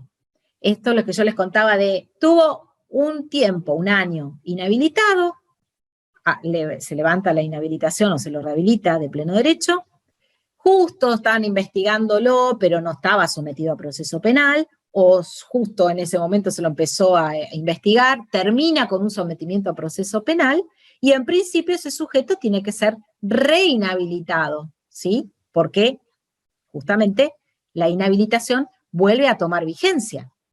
La pregunta es, ¿el desapoderamiento de los bienes futuros también? Es decir, lo rehabilitaron, tuvo un interregno de lucidez, lo vuelven a inhabilitar, entonces en ese tiempo, que no sé, puede ser, supongamos, a los 2 años de la quiebra, lo que adquiera ahí, ¿va a quedar sometido a desapoderamiento? ¿Qué les parece?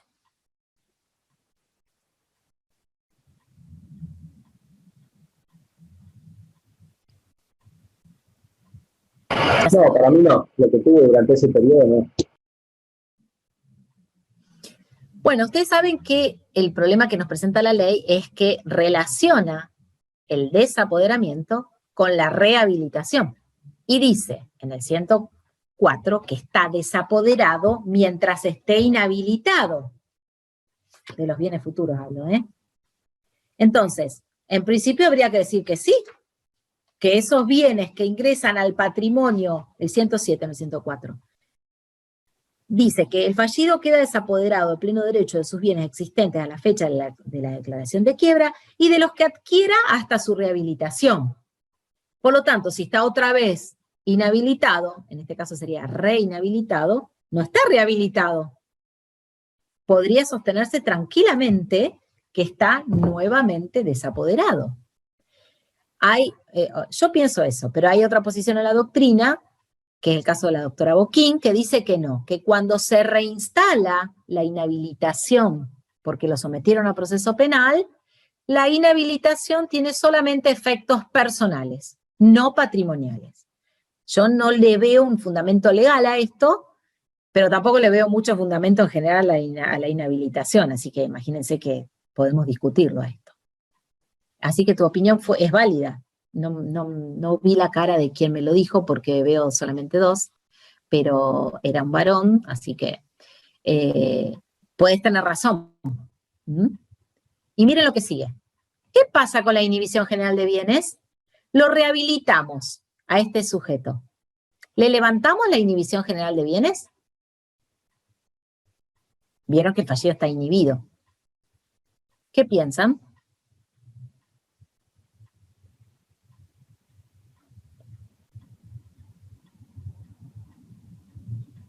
¿Nadie se anima? Sí, también. Yo pienso que sí. ¿Que se tiene que levantar la inhibición? Sí. ¿Sería una inhibición? No, yo creo que una inhibición, pero al solo efecto de, o sea, con la salvedad de disponer solo de los bienes que adquiera después de la rehabilitación. No, porque si yo le levanto la inhibición general, podría disponer de bienes de los que está desapoderado. Claro, exactamente, porque digamos, el desapoderamiento, como dijimos, permanece y por lo tanto no podría alterar la disposición, no podía disponer de bienes cuando todavía está desapoderado. Si le levantamos la inhibición general de bienes, el fallido podría ir a vender cualquier bien que adquiera antes o después de la rehabilitación. Pero ¿y los que adquiera después no los puede disponer? Sí, ¿cierto? Bueno, ¿saben cuál es el problema? Que no podemos convencer al organismo registral en Rosario. No sé si está sucediendo, y si alguien lo sabe, que a lo mejor me lo puede aportar, sería bueno, aunque no lo sepa hoy, que me lo cuente después, digamos, es cindir el tiempo de la inhibición. Y decir lo que dijiste vos, Mariel. En realidad, el fallido no puede disponer de los anteriores a la rehabilitación, pero de los posteriores puede disponer libremente, ¿sí? dijimos que si se, por ejemplo, una herencia recibe un campo por una herencia al año y medio de la quiebra, ya lo dijo la Corte que esa herencia no es de la quiebra, ¿por qué no podría venderla al campo? No podría venderlo. Sí podría venderlo, pero va a tener la inhibición general, que no se lo va a permitir, y va a tener que ir al juez de la quiebra a decirle, señor juez, en realidad no es que tiene que pedir, o sea, no sería autorización, pero sí... El juez que le haga saber al registro que está en condiciones de disponer de esos bienes que son posteriores a la rehabilitación. Bueno, se solucionaría todo si lográramos convencer a la autoridad registral o al registro de propiedad que, mandando un oficio que diga, señor director del registro, levante la inhibición general de bienes respecto de cualquier acto que pretenda realizar el sujeto con posterioridad a tal fecha. No en relación a bienes, no quería disponer de bienes anteriores a tal fecha. Parece raro, ¿no? Que convenzamos al director del registro. En Buenos Aires lo lograron. En Buenos Aires, en Cava, lo lograron. No, yo no lo veo raro, ¿eh? No lo veo raro porque inclusive yo, no me preguntes en qué caso, pero hace muchos años habíamos logrado levantar una inhibición general al solo efecto de transferir una determinada propiedad, me acuerdo. Eso se puede hacer, ¿eh? O sea, y la levantaron y no hubo problema. Sí. O sea, no le veo por qué no se... Sí, pero viste, mira, el registro tiene esas posturas que son contrarias a las normas. Hoy el registro de la propiedad, el registro general, no te inscribe una cesión de derechos y acciones hereditarios sobre bien particular cuando ya el Código Civil lo regula expresamente y no se lo puede hacer entender. O sea, sí, te creo. De cualquier manera, lo que te cuento, Mariel, es esto. O sea, vos podés siempre ir al juez de la quiebra a pedirle que te levante la inhibición al solo efecto de disponer de un bien X que adquiriste después de la rehabilitación y el juez va a mandar el oficio y el registro lo va a cumplir. Lo que estamos diciendo es más general, es una comunicación que le llegue al registro que el juez le haya mandado, que diga, mire, a partir de ahora, cualquier operatoria que tenga que ver con bienes adquiridos después de esta fecha, usted no me tiene que decir nada ni observármelo. Y eso es lo que lograron en Buenos Aires. Ya no tiene más que ir el fallido, rehabilitado, a pedir que le levanten al solo efecto la inhibición general. Eso es lo que contaba, porque además de todas las arbitrariedades que habitualmente comete el registro. Y viene la última pregunta, que me quedan 10 minutos. Va a ser para planteárselas y va a ser para que se asombren aún más. El cese de la inhabilitación o rehabilitación implica la liberación de todo lo que no pagó el fallido en su quiebra. Para hacérselos práctico, esto se relaciona con una pregunta que nos hacen siempre los fallidos rehabilitados. Doctora, ¿puedo poner bienes a mi nombre? O si viene un acreedor que dice, doctora, escúcheme una cosa, yo no cobré nada, no me pagó, me pagó 3 pesos con 50. Y ayer lo vi que se compró, después de rehabilitado obviamente, ¿no? Se compró el Mercedes último modelo. O el escribano firmó la escritura de $1 millón. Este es un efecto que de esto es lo que se está hablando todo el año. Todo el año, Clarisa, vos has estado en alguna de las charlas, habrás escuchado, por eso, perdón, vos ya lo debes saber, y algunos otros de acá también lo deben saber, obviamente. Es esto de lo que se está hablando. ¿Por qué es esto de lo que se está hablando? Incluso hoy se puede ver con otros ojos. Si esto mismo, yo lo he tratado en todos los cursos, que lo trataba antes, me miraban y no se convencían mucho, pero hoy el mundo está hablando de esto. Hoy el mundo está hablando de la liberación de lo no pagado por el fallido rehabilitado, o la liberación, o la descarga, o la segunda oportunidad. A partir del momento que ese sujeto es, en el caso de nuestra legislación, rehabilitado. En el caso de otras legislaciones, porque expresamente lo dice la legislación, que existe lo que se llama la descarga de deudas.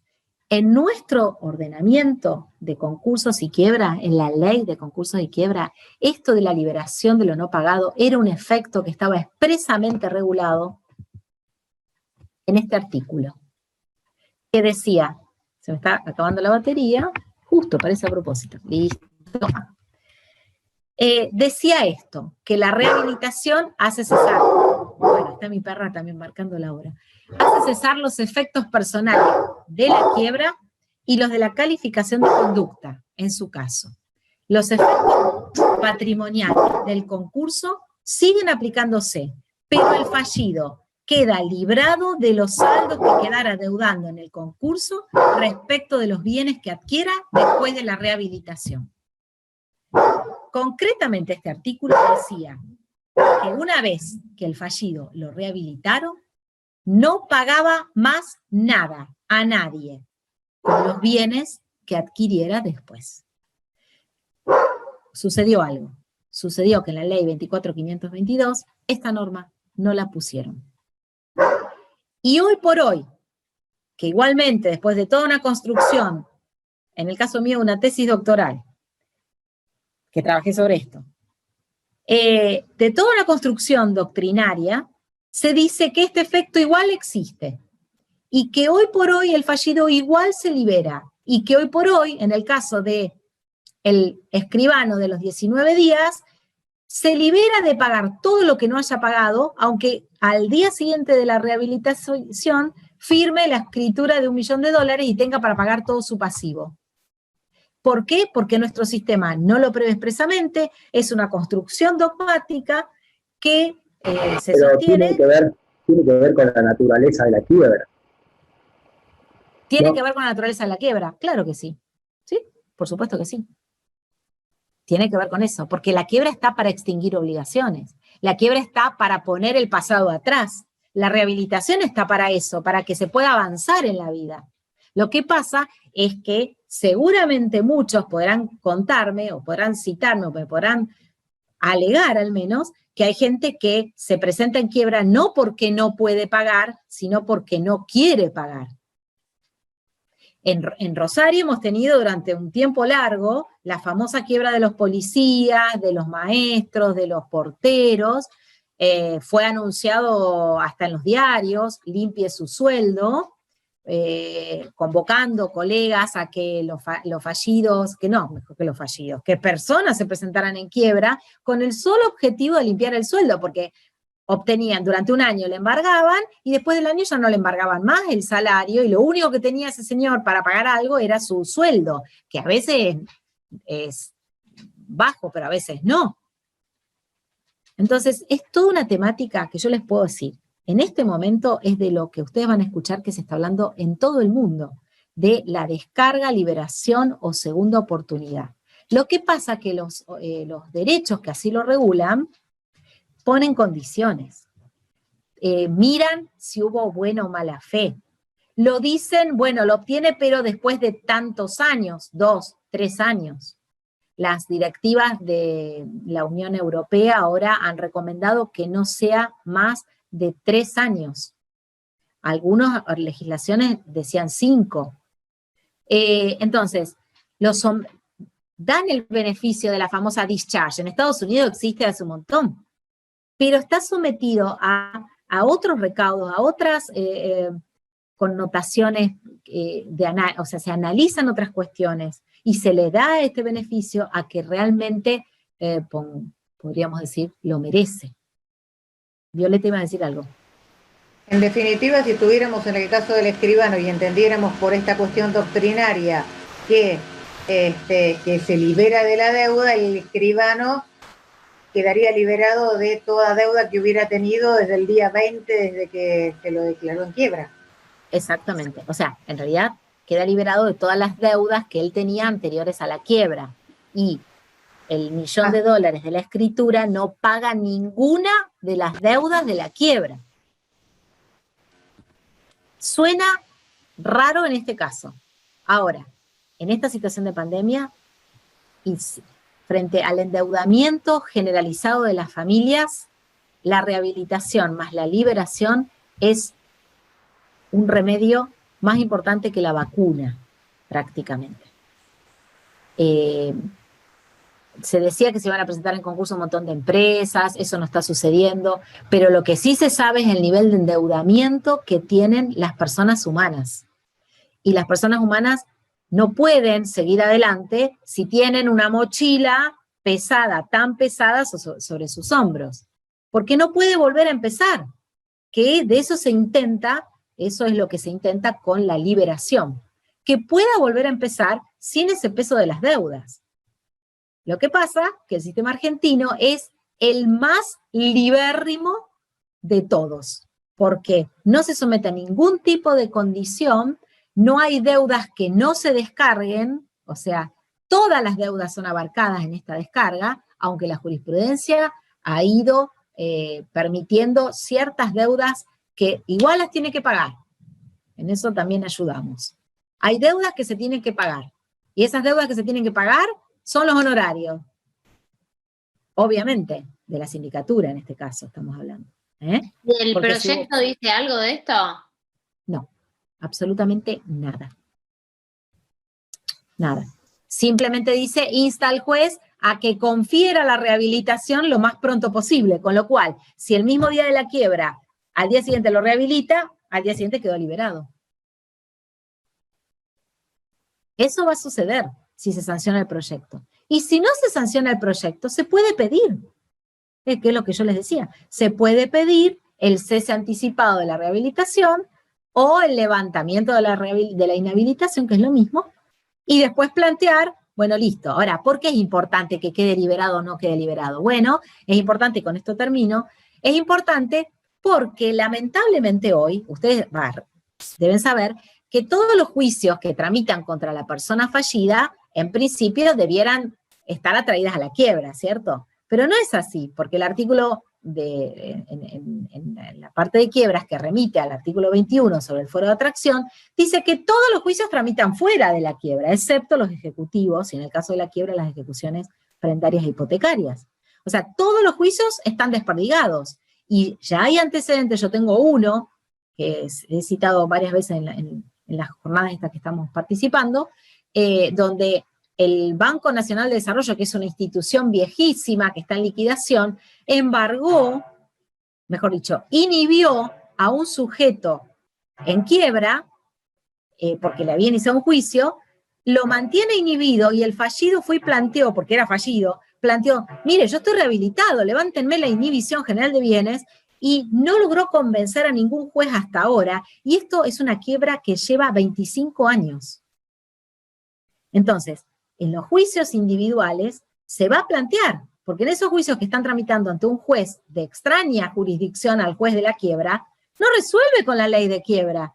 Es más, por ahí no puede ni resolver, porque se tiene que meter en un tema finito, como una vez que Noemí Nicolau, cuando me presentaba en uno de los posgrados, me decía, bueno, acá la doctora García viene a hablarnos de la nervadura, de la hoja, de una ramita, de una rama, del tronco del derecho. Sí, es así. ¿Cómo juez va a poder analizar todo esto que estamos viendo acá, tan finito, una cosa por otra, y encima jugarse a sostener si la liberación existe o no existe?